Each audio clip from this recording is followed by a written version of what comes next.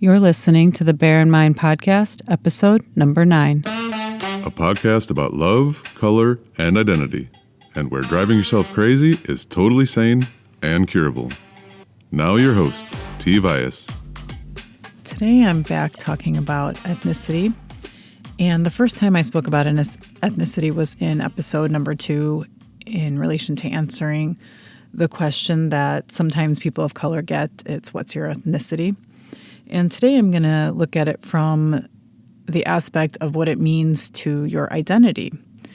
And this comes after me finishing up the book, finally, The Cauldron of Ethnicity in the Modern World by anthropologist Manning Nash. And it took me a while. It wasn't an easy book as it's an academic book, and I had to look up a lot of words in the dictionary. So when it comes to your own ethnicity, however you define your ethnic group, I think you'll find this journey fascinating, where I'm going to speak of Nash's thoughts in the book and then intermingle my own thoughts with regards to ethnicity and identity.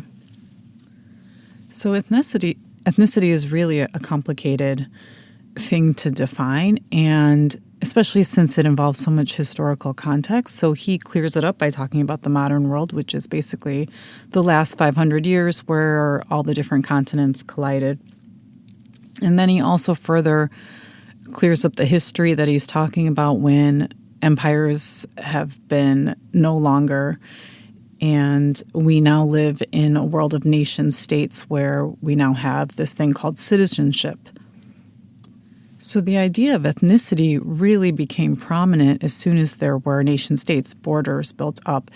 And before any sort of record from about 500 years ago, there are archaeological and anthropology differences that we could see, but yet there is no record before 500 years of what those differences actually meant to people. So his definition really only applies to this modern world of nation states that we have. So no matter which ethnic group you choose to belong to, he puts forth the fact that ethnicity is based on 3 primary building blocks. So the first component is your bloodline, which will then make up your body substance, your skeleton, flesh, etc. And the second component is who you eat with, which is then a little bit tied to then who you go to bed with. And the third component is your religious beliefs. Now, he does reference language and citizenship as part of a component of ethnicity. However, it's at a lower layer than the 3 primary layers, meaning they're not visible markers of a different ethnic group. So I have brown skin and I speak English with an American accent. However, there are other people who don't have brown skin that also speak and sound like me. And so that would constitute the fact that we have both the same language, yet we belong to 2 different ethnic groups, which would then be based on the first 3 building blocks of ethnicity, with having to do with your bloodline, who you eat with, and your religious beliefs. So these building blocks help identify differences between the groups. And when you look at the differences, Manning Nash comes at it from an anthropology perspective, and the sociology and the psychology part of it is the meaning we attach to those differences in each other. So the meaning of how we look different from each other, how we eat, and how we practice certain values in terms of religion or just even other values in our life. So it happens from more of a sociology and psychology perspective, is that ethnicity then gets blended into what we call some sort of innateness, or what he says primordial ties, which, by the way, I had to look up.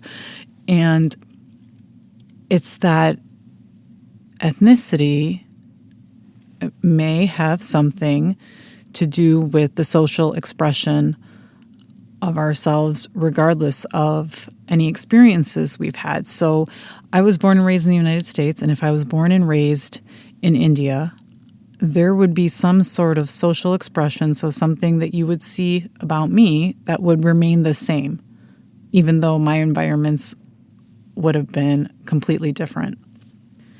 And that something at the deep core of me then makes up who I am, my identity. So society has made this link that our ethnicity then has to do with somewhat with our identity. And so Manning Nash writes that there's this kind of immediate appeal to attaching ethnicity to identity. It's an easy way to say, hey, this is who we are. And that instant gratification is a nice reward into fixing that answer to that question. So when someone asks me, what's your ethnic background, and I say Indian or South Asian, it kind of gives them that immediate answer into who I am, or at least they get somewhat of a sense of who I am. So if I flip that question around, does knowing my ethnicity, understanding more of my origin, does that then help me understand who I am and give me some sort of sense of identity?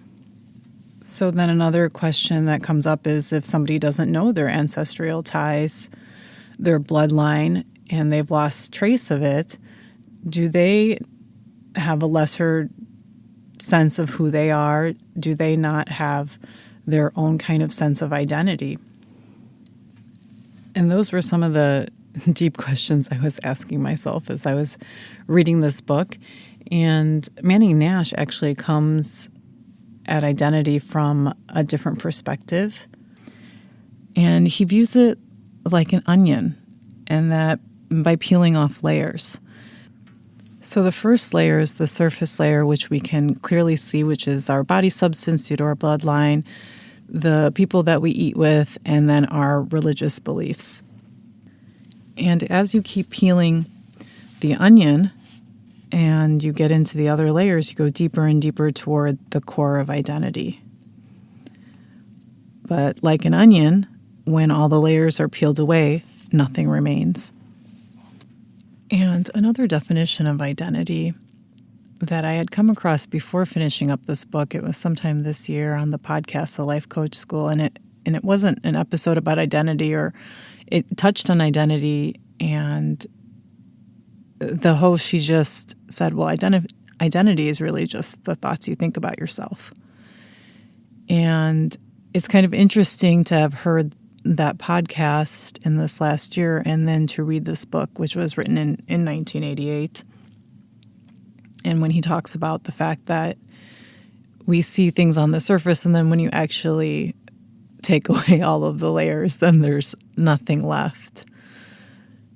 And so then identity then just becomes something we've constructed ourselves. It's what we think of ourselves, and then how somebody thinks of our identity. It's how they have constructed our selfhood in their own minds. So then if my identity is about how I think about myself, then what does that mean in terms of how ethnicity has influenced who I am? And Manning Nash offered a way to look at it, which I really liked. So I'm going to read it to you. At the core, ethnicity is the consciousness of belonging to a group with whom one's humanity is inextricably intertwined. And for me, how I looked at that was that ethnicity based on his 3 core building blocks, which are 1, your bloodline, 2, the people that you eat with, or 3, your religious beliefs.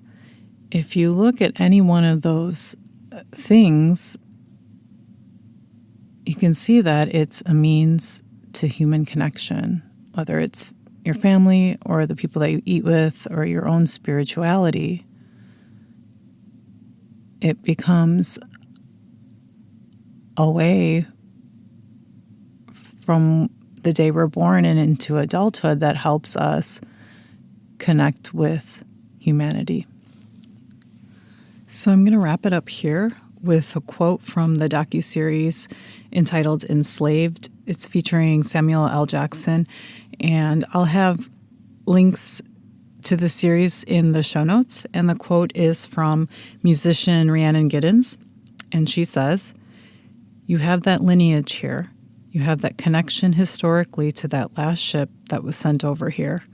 You know where you come from. I don't necessarily know where my family comes from in the same way, but musically, I know my lineage. There's more than one way to be connected to who we are as a community. It's not just blood." I'll check back with you next week. Thanks for listening. Listen for a new episode next Tuesday by subscribing on your favorite podcast platform. Bye for now.